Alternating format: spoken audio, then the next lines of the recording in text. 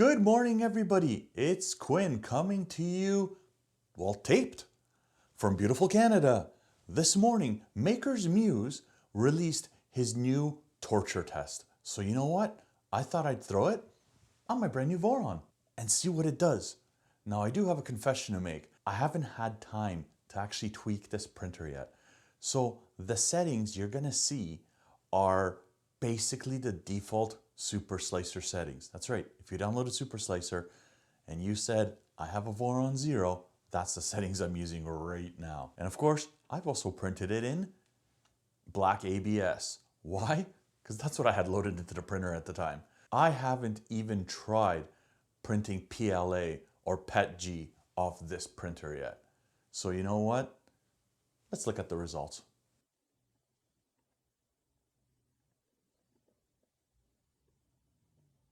As you can see, the print looks pretty good off the sides and everything. The problem is basically my overhangs. So obviously the cooling is what I have to focus on. Now the cool thing about this model is Angus made it so that it comes apart. And you know what? I'm about to go a beautiful mind on this thing. Curse you, Angus, for making me do this.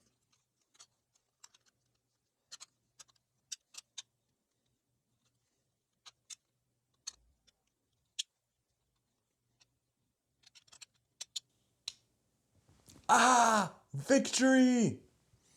So I'm gonna put this down here, take these out,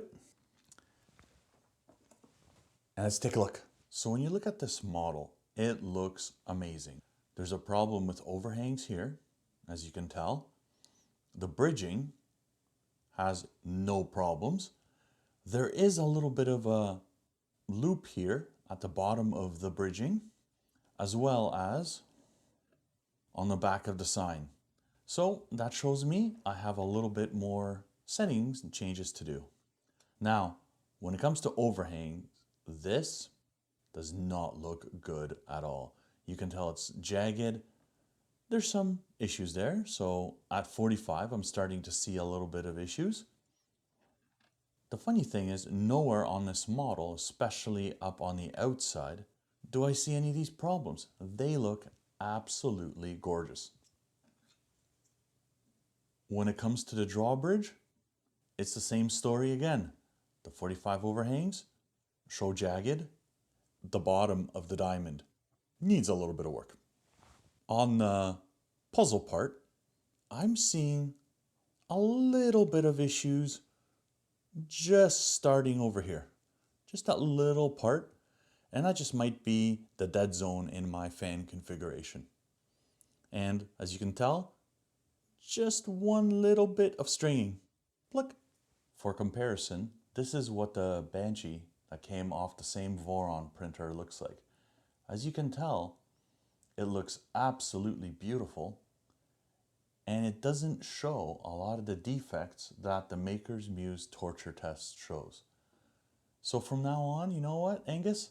I think I'm using your test over any other. So that's it for the video, everybody. I just wanted to show you this new torture test for Maker Muse. It is awesome. I had a fun time printing it. Angus, if you're watching, I hope you have a great summer, buddy, because here in Canada, winter is coming.